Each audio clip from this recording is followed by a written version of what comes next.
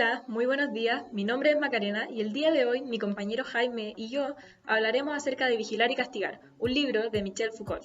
Pues bien, este libro fue publicado en 1975 y trata a grandes rasgos sobre el sistema penal francés y su evolución a través de los siglos. En cuanto al autor, Michel Foucault fue un filósofo, sociólogo, historiador y psicólogo de origen francés, quien escribió principalmente obras de tipo ensayístico, publicadas entre 1960 y 1980. Pues bien, este video tiene como objetivo realizar una síntesis y un breve análisis de Suplicio, de Vigilar y Castigar. Para ello, yo analizaré la primera parte y Jaime la segunda. Antes de comenzar a tratar el contenido del libro, es importante ver de qué manera está organizada la información que él contiene. Desde el exterior hacia el interior, esta corresponde a un ejemplar de Editorial Ermitaño. En la portada podemos ver que aquí se encuentra un condenado rezando, más bien dentro de una prisión. En cuanto al interior, la información se encuentra dividida en 4 grandes partes: suplicio, castigo, disciplina y prisión. Ellas a su vez se dividen en capítulos más pequeños, que dependiendo de la parte que se vea, serán más o menos. Además, hacia el final del libro es posible encontrar láminas o representaciones de situaciones que el autor considera importantes. De esta manera, el lector podrá tener una mejor visión y comprensión de la idea que se busca transmitir. Para lograr comprender suplicio, primero hay que conocer el significado de esta palabra. La RAE lo define como muerte o daño corporal severo que se le causa a alguien como un castigo, acompañado de un dolor físico o moral intenso. Referente a ello es que en esta parte del libro el autor más tarde formulará variados puntos de vista. Por otro lado, el concepto de poder, el ejercicio del mismo, es un pilar fundamental dentro del desarrollo del libro. El autor lo menciona como algo omnipresente a lo largo de la historia, algo inherente al ser humano, no como una cualidad que se tenga, sino como algo que se ejerce. Pues bien, esta primera parte de Suplicio, llamada El cuerpo de los condenados, inicia con el relato de la tortura de un hombre que ha cometido un delito hacia el rey, aproximadamente en 1760. Se relata cómo se trata su cuerpo, se le hacen heridas, quemaduras, sus miembros son desgarrados por caballos, hasta finalmente quemarlos. Más tarde se relata el sistema penal después de 75 años de que ocurriera la tortura descrita, dando cuenta de todas las actividades que se realizan dentro de una prisión en París. Es así que luego de presentar estas dos situaciones, el autor realiza un contraste entre ambas, para identificar y analizar cuáles son las diferencias que poseen entre ellas. Da inicio a ello mencionando que son estilos penales diferentes para épocas diferentes, y lo nombra economía del castigo, pues presenta cambios constantemente. Señala además que el hecho de dejar atrás, de cierto modo, la tortura, da inicio a una nueva era penal, pues el cuerpo deja de ser el blanco principal del castigo. Por otro lado, también se menciona que, si bien en un inicio las personas consideraban casi un espectáculo cuando una tortura se realizaba de manera pública, después esto se transforma en un sentimiento de compasión hacia los torturados, llegando en ocasiones incluso a pensar que los jueces eran malvados por querer castigar a los criminales. Más tarde, más bien en la época situada entre el empleo de la tortura y la aparición de las prisiones, el autor menciona que cada vez los castigos van ganando más humanidad, pues la crueldad se va perdiendo poco a poco en ellos. Además, el dolor que se busca causar es corto, es decir, una muerte rápida y con un dolor mínimo. Por otro lado, también cambia la consideración de la posición social al momento de ejecutar un castigo. Empieza a haber menos diferencias entre un castigo y otro. Esto se relacionará con que el castigo hacia un criminal empezará a ser un secreto de la justicia, porque la sanción principal se la llevaría el alma al cumplir una sentencia en la prisión, no el cuerpo. Posteriormente, el autor habla de los cambios al abordar una sentencia que le corresponde a un criminal, y señala que para torturar solo hacía falta que el juez lo dictaminara de esta forma, mientras que más tarde, entre el siglo XVIII y XIX, lo que sucede es que aparecen jueces ajenos, como médicos y psiquiatras. En este sentido es que se comienzan a evaluar las circunstancias en que se produce un delito y cómo se encontraba internamente el infractor al momento de realizarlo. Es aquí donde entran médicos y psiquiatras para evaluar si es que el criminal pudo haberlo hecho por instinto o por haber estado bajo el efecto de drogas. Es por ello que, en estos casos, de acuerdo a lo señalado por el autor, lo que se debe hacer es vigilar, no castigar, buscar una manera de neutralizar al individuo, ya sea mediante cuidados especiales o incluso en tratamientos médicos. Luego de hacer ese alcance, Foucault da a conocer aquellos puntos que investiga en su obra, los cuales son 4. Primero, el castigo de un infractor tiene una función positiva para la sociedad. Segundo, la aplicación de sistemas punitivos es una demostración de poder. Tercero, el sistema de penalización evoluciona a medida que el hombre va ganando conocimientos. Y cuarto, el hecho de que alguien esté condenado es a causa de haber sido investido por el poder. Finalmente, al unir todos estos puntos, el objetivo principal es estudiar la metamorfosis de los métodos punitivos y su relación con el ejercicio del poder. Por último, se alude a que el objetivo de la justicia es reparar a los individuos para que sean un aporte positivo dentro de la sociedad, y establece una relación entre los cambios de los métodos punitivos y la mano de obra dentro de la economía. En este sentido, hacia 1700, el cuerpo era un bien muy preciado pues era utilizado para trabajar. Sin embargo, luego es reemplazado por las máquinas, por lo tanto ya pierde cierto valor, y ya no se busca afectar tanto al cuerpo, sino más bien al alma. Es aquí en donde aparecen dos conceptos importantes. Primero, economía política del cuerpo, que tiene que ver con que éste es dominado y corregido para obtener producción a partir de ello.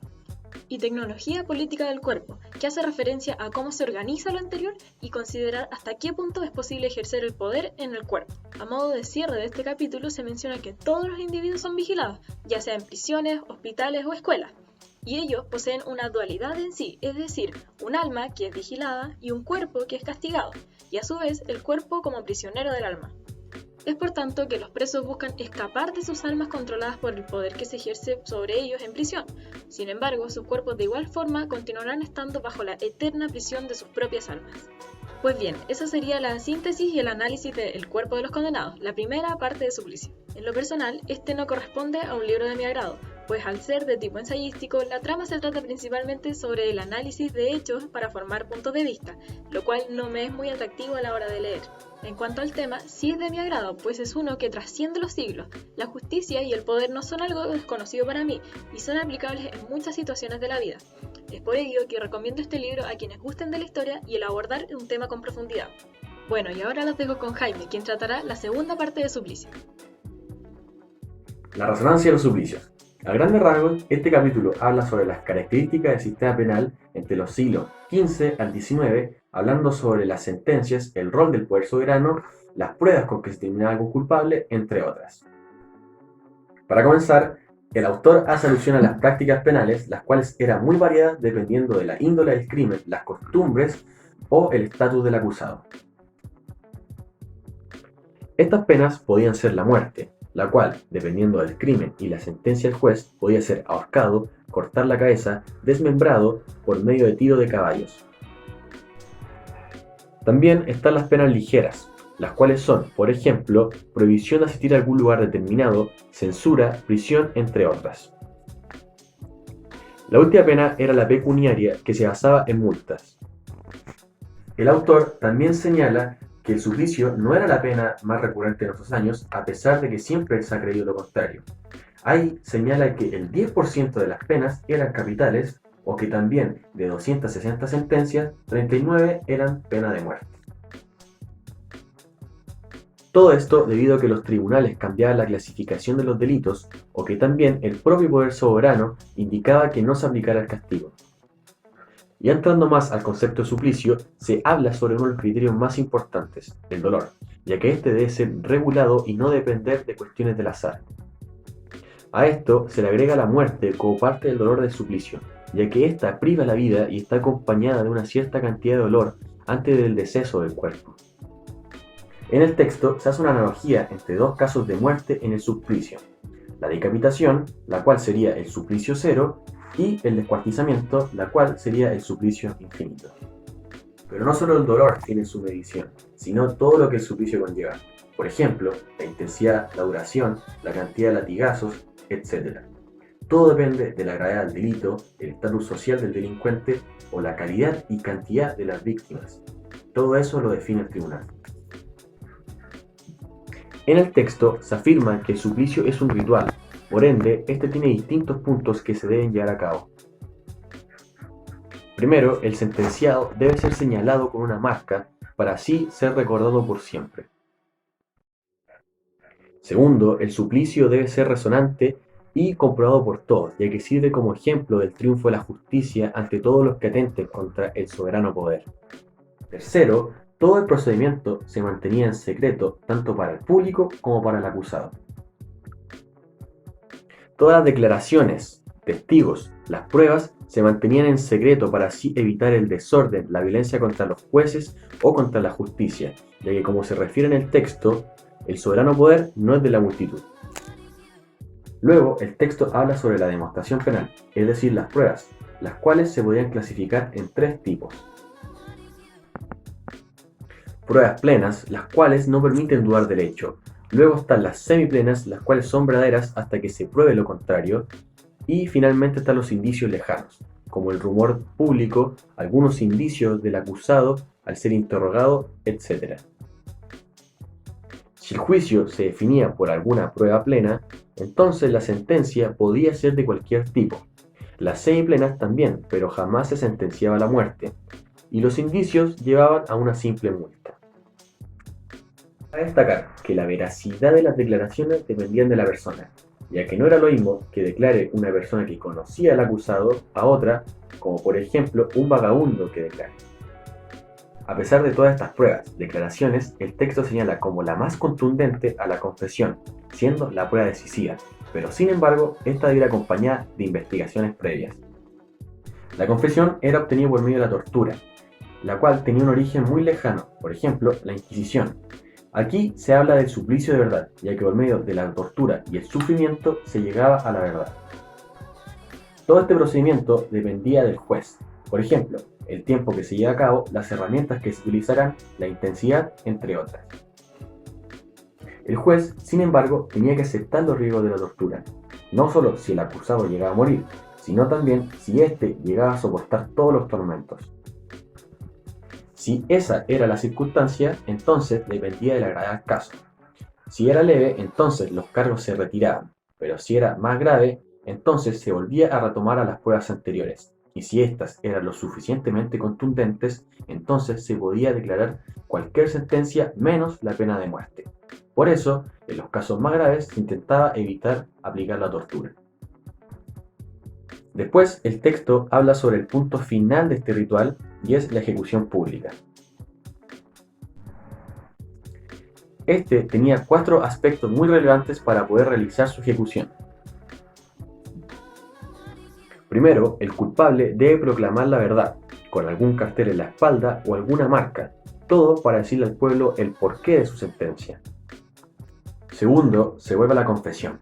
Este punto es muy decisivo ya que en esta parte el sentenciado no tiene nada que perder, por lo cual es el momento para decir sus atrocidades, e incluso puede nombrar algún cómplice que esté relacionado a su crimen.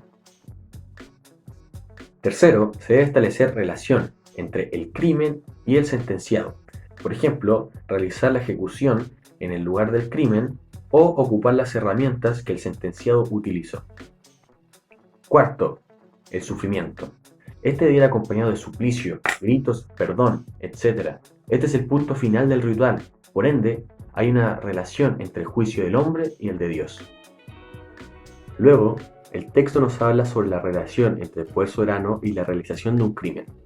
Ahí se afirma que al realizar uno, se está atentando contra el rey o el príncipe, ya que la ley es la fuerza de ellos. Entonces el príncipe intenta reparar el daño, jurando venganza contra el infractor, por lo que esto se convierte en una guerra en contra de un enemigo del pueblo y enemigo suyo, en donde al final el poder soberano desenfrenado termina ganando. También se habla sobre el verdugo, quien es el campeón desconocido del rey, quien despliega todo el poder soberano por medio de la violencia. Es desconocido ya que comparte la misma infamia del sentenciado, la cual es matar, castigar o hacer daño a otro. Finalmente, se habla sobre las aglomeraciones de gente que se juntaba para la sentencia de los condenados. En un principio, esta era para extender el miedo de los castigos a quienes atenten contra la ley del poder soberano. Sin embargo, con el paso del tiempo, asociado a un descontento del pueblo contra los reyes, estas agrupaciones fueron para escuchar los relatos de los condenados en contra de la justicia y de la realeza, en donde los condenados se fueron transformando en santos, héroes de historia, llegando incluso a relatar sus atrocidades. Ya en las últimas líneas del capítulo se afirma que estas historias cambiarían su estilo a uno más policíaco. Bueno, entonces este fue el resumen de la resonancia de los suplicios. Con respecto al sistema penal que se describe en el texto, no estoy de acuerdo con sus métodos empleados. Primero que nada, este sistema no se clasifica como justicia, ya que sería más conveniente describirlo como una venganza en contra de los criminales.